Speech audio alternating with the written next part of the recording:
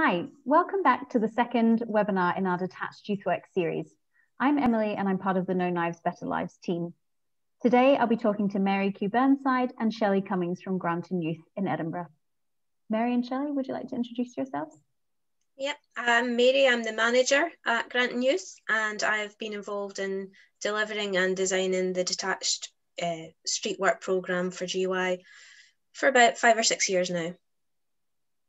I'm Shelley and I'm the volunteer manager, but I'm also part of the Detached team, and I have been part of that team for 10 plus years. So today Mary and Shelley will be chatting about their experiences managing and running Detached Youth Work. Today's webinar focuses on making it work, so really practical information on engaging with young people and building the relationships while you're doing Detached Youth Work. So we covered this a little bit in the first session, in the first webinar, but what's the most important thing you can have with you when you're doing Detached Youth Work? I would say that the most important thing you can have is yourself and your experience and your knowledge that whatever how do I explain it? The knowledge of being able to deal with whatever situation's in front of you, because it does vary, and it can be wild, but it can be quiet and tame. So the ability to adapt to the situation is far better than any item or anything that you can carry with you. Yeah, I mean, I would add to that. I mean, I think before we talked about having a bag with hot chocolate or condoms, or that is nothing in comparison as to, bringing your authentic self, because young people can see right through any kind of, persona that you might try to put out there to kind of get down with the kids or whatever. They're just not going to buy that. So bring yourself, be honest, be consistent in your approach. Whatever they throw back at you, it's kind of like, right, okay, that's fine, see you again. And just always being that consistent and an authentic self, and have, know what you're doing, know why you're out there, and know what you're trying to achieve. How's it preparing for that then, Shelley, as, bringing your authentic self? We all know that, even as practitioners, we can have good days and bad days. How do you make sure that every time you're going out, you have that kind of consistency and that you're being your authentic self, as Mary said? I think it comes from understanding what you're doing and understanding your purpose more. The more knowledge that you have of your area, obviously you need to gain confidence in the area, you need to gain confidence in yourself and your ability. But I think having a team of people who are able to support that development in yourself, and I genuinely think having a clear understanding of the area that you're working in, because these young people that we're working with, I have worked with other youth workers in the past. Like, we know this. They've worked with people in centres, they've worked with people out of centres. They're not really engaging with anybody. So if they're engaging with you, there needs to be a reason, and that reason should be that they've got a relationship or there's trust there. And that's what we try to build with all our young people. And sometimes that trust happens right away, and sometimes that trust takes months, sometimes years to actually develop in terms of being consistently there. And I don't think you can prepare for it. I just think that you need to be open to the process so that it can actually happen. So talk us through what would be a typical encounter with young people. So you've got yourself, you've brought your authentic self out, you've got your team members with you, you've got your uniform on. What is it like when you actually go out there and you come across a young person? Can you walk us through that? So the thing we're trying to do and a typical young person is, there is no typical young person. So it's really difficult to explain to someone what a scenario could be, because we could have 10 scenarios in one night and not one of them are the same, because they all vary so wildly. They all start the same in terms of us engaging. The only time that we wouldn't engage first in a conversation is if it's a lone female. or a lone male, just for safety reasons and because we don't want to spook anyone. If they engage in a conversation with us, of course, we'll speak to them, but we wouldn't engage first. And then where that conversation goes is entirely up to the young person. So if that night they decide to just ignore you and keep walking, we carry on walking too. Like there's no, it's personal when it's young people, because it doesn't work like that. So you're saying there's probably some key elements even throughout these different types of encounters. Do you want to go into those in a bit more detail? Yeah, of course. So the first one would be on your approach, being open, smiling, always saying, hi, how are you? And then allowing them to make their decision on whether or not they engage. Now, if they engage, great, then you carry on the conversation. If they don't engage, you finish it with, maybe try next week, pal, see you later, take care. Like we always try to have a closing of some sort, whether that's from a long engagement or a short engagement or no engagement. But we do try to have a closing.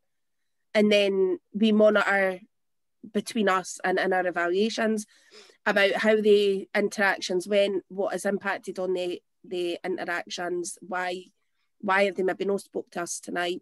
Is it because they've got their girlfriend with them? Is it because they're with people that we've never met before, or whatever it might be? Just so that for our knowledge, we know that next time we'll be able to say, oh, he's with the same person or she's with the same person. Is it going to be the same interaction, or is it just going to take time? And I guess another thing in that is, we usually go out in twos. We sometimes find larger groups can be a bit intimidating for young people. So twos seems to work well.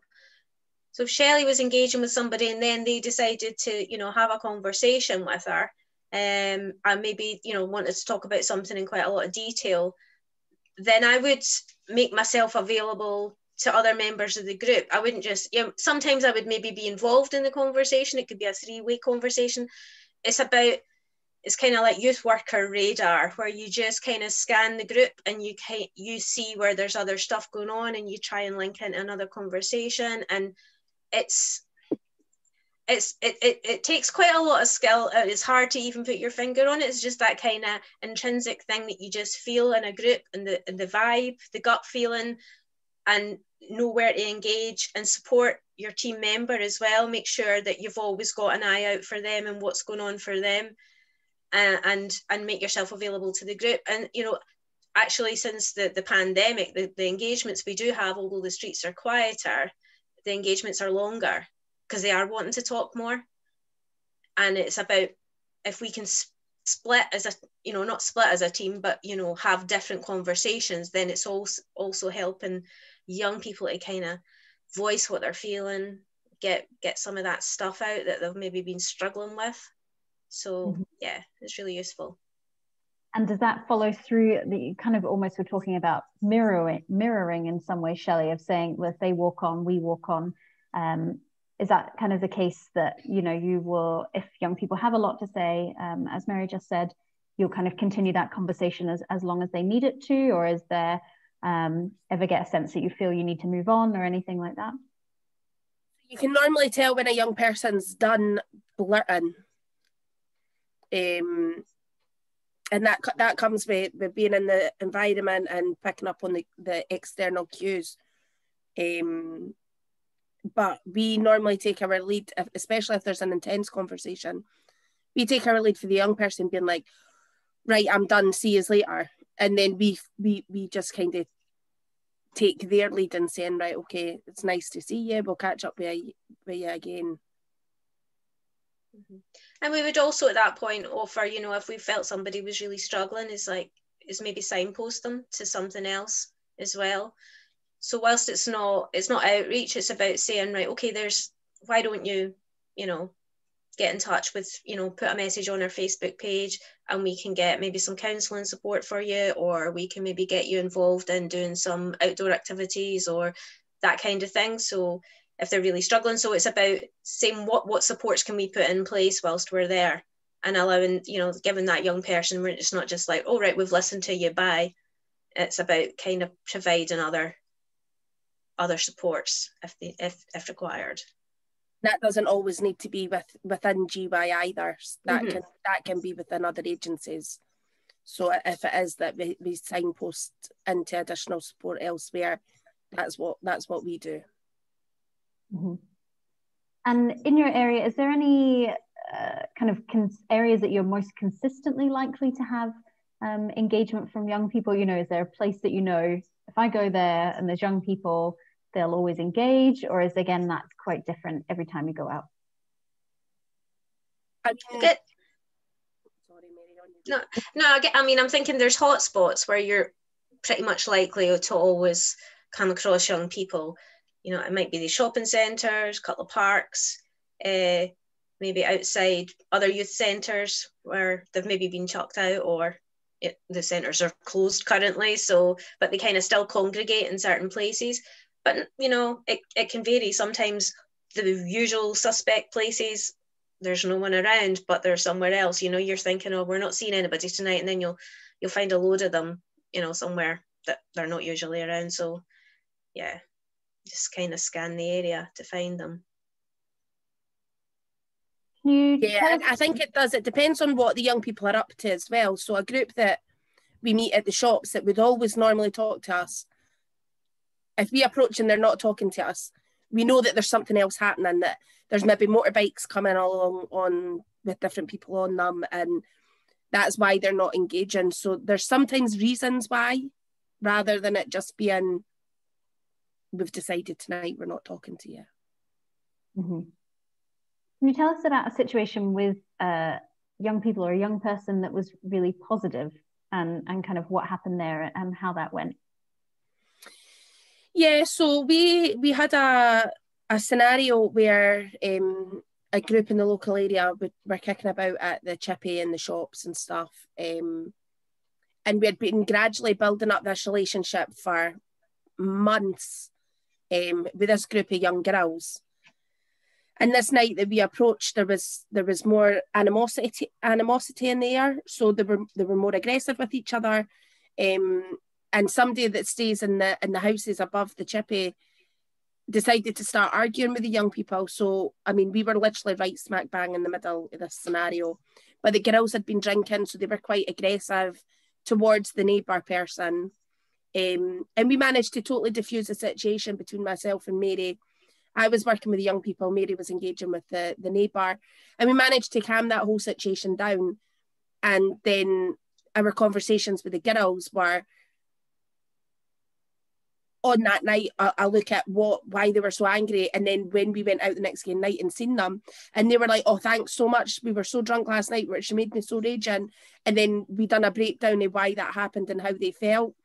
And I think that whole process happened because we had got that relationship with the young people, and they trusted us enough to allow us to be in that situation. And that was a positive, because even now when we say the girls are a wee bit older now, but we say the girls and they still talk about that, and they're like, remember you stopped us getting lifted? And we were like, well, we just kind of stopped you for fighting. But I mean, it shows that the small impacts that we have can make a big difference in the situations.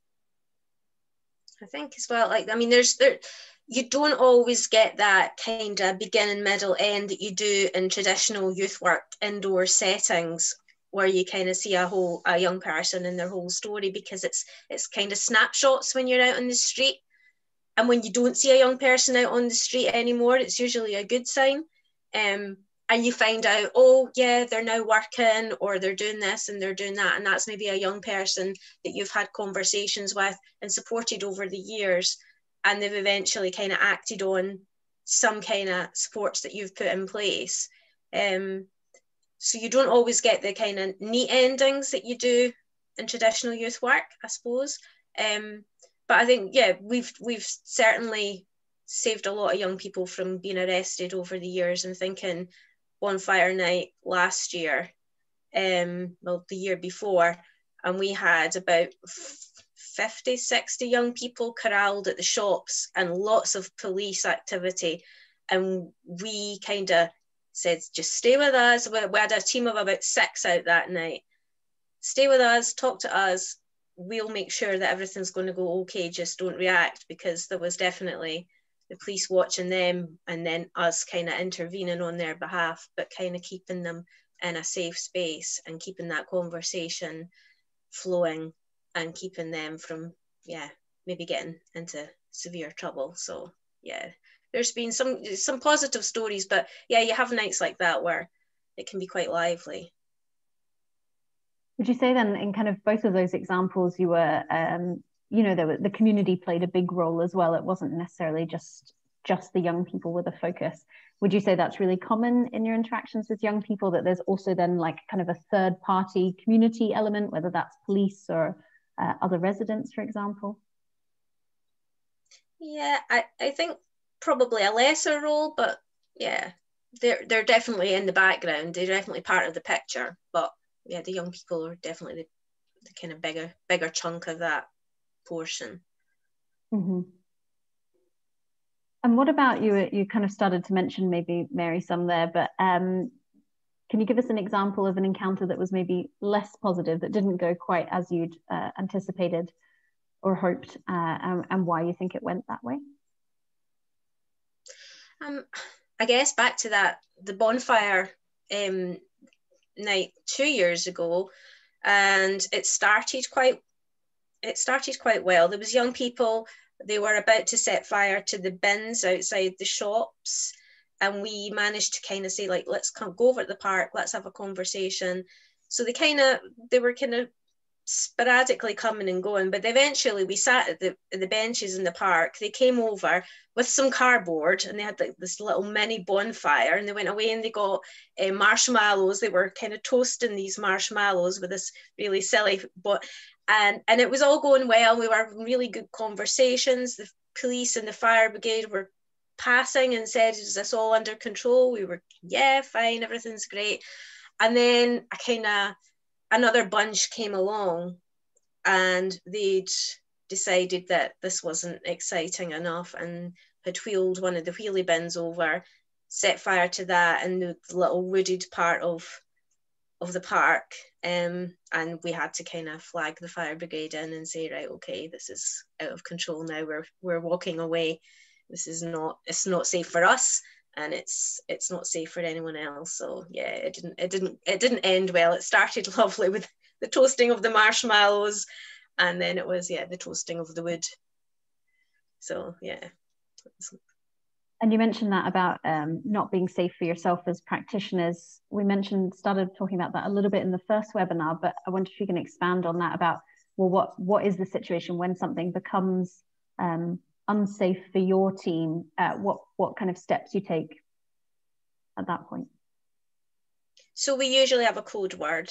Well, we do have a code word. I mean, it currently is I need the loo. And that's just if anyone at all feels uncomfortable. So you could have a new member of staff out, and it might be a situation which is actually going okay, but they feel uncomfortable.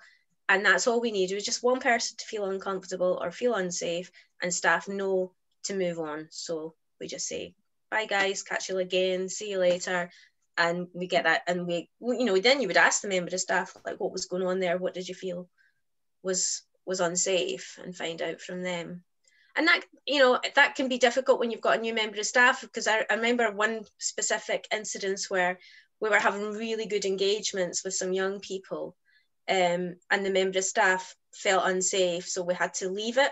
And it turned out that somebody had said, oh, he's got a firework and he's going to throw it, and she'd heard that and got freaked out, and so that's why we had to move away. But it was a bit of bluff, because they knew she was really afraid of fireworks. So they're quite wide, these young people, and they know when somebody's a bit anxious and a bit nervous.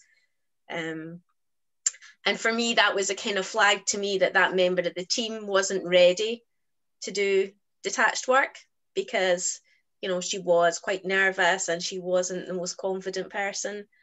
So it didn't work well. But mm-hmm.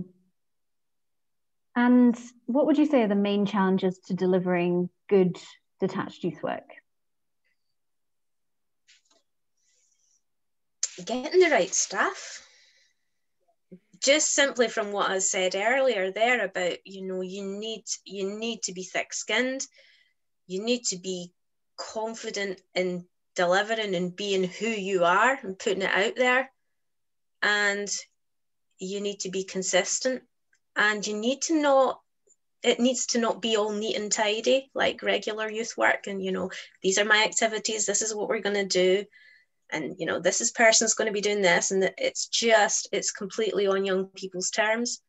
And so you need to be able to just go out there and do that and be accepting and manage your own expectations of what you're going to get from a night's work, because it can sometimes be absolutely full on and you see lots of people and there's lots of different scenarios that you've got to react and adapt to.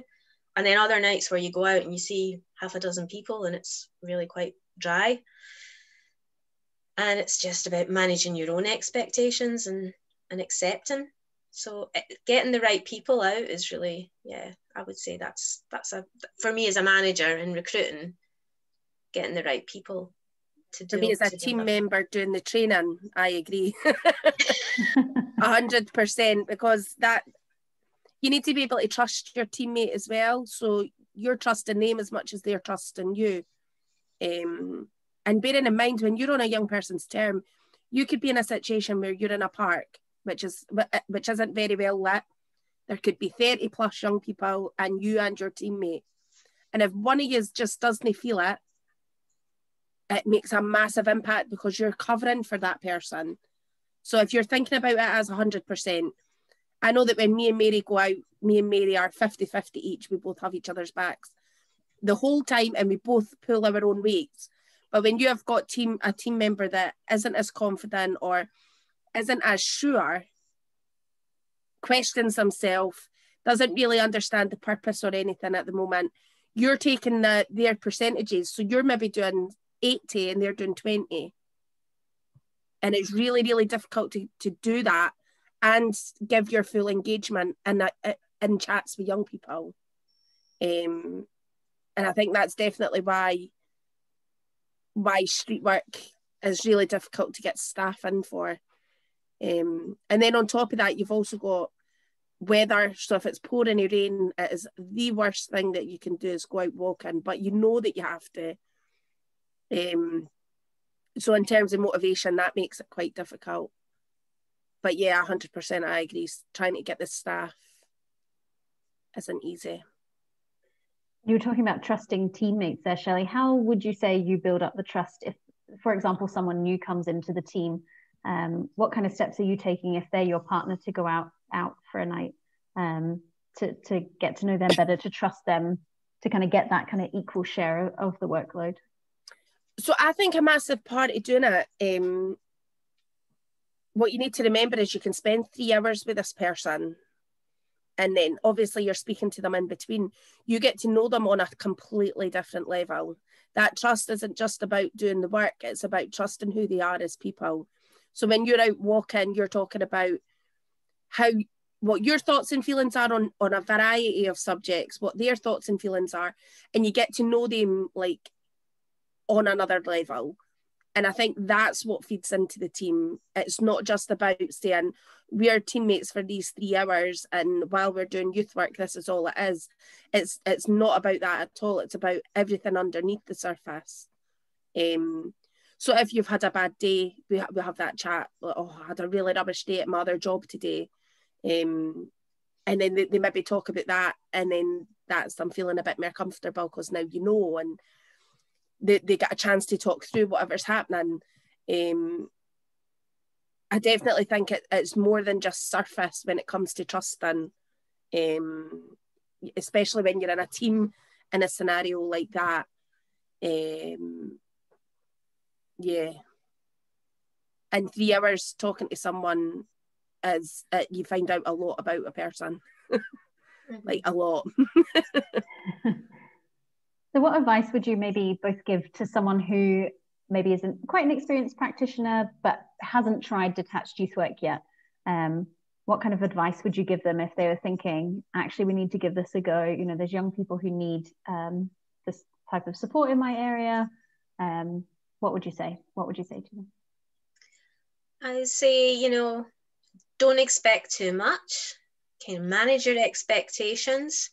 Have boundaries in place for what you're going to deliver and how you're going to deliver it. Make sure everybody in the team's clear about that. And bring yourself, you know, be confident in who you are as a practitioner, and, you know, allow young people to come to you, allow them to play a role in how they engage. Don't be too much the kind of hands-on youth worker in your face. It's about allowing those young people to come to you. I always kind of like think of it as when you're working out in the street, it's a bit like if you've got a cat or a dog, or, you know, if you ignore them, they're much more, or if you kind of not bother, act like you're not too bothered about whether they want to have something to do with you or not, they're much more curious. So you hang about with a group going, hi, they're like, okay, so what are you about? And they'll come to you and they'll want to know more about you. If you're really in their space and in their face, they'll be like, whoa, get away from me. So it's about, you know, just being a bit chill about it and allowing young people to kind of take control of the dynamic. And also to remember that it's a journey. So you won't get everything you want in the first session. And it's like the rungs on a ladder. You have to take every rung as you're going up. And it takes you slowly but surely to where you need to be. But it won't happen overnight. Patience and consistency. Mm-hmm. A good note to end on. Thank you both so much. For everybody watching, you can learn more about detached youth work and how you can incorporate it into your practice by signing up for our free training session for youth workers that's taking place on Thursday, the 18th of February at 6 till 8 p.m. via Zoom. The sign-up link is in the description below. And there'll also be an opportunity for all practitioners, whether you have a lot of experience with detached youth work or not so much yet, to chat together and problem solve at our Community of Practice event on Thursday, the 25th of February at 10:30 a.m. Again, the sign-up link is in the box below. And the next webinar in the series will be released next week on the No Knives Better Lives YouTube channel. We hope you've enjoyed watching and found this useful.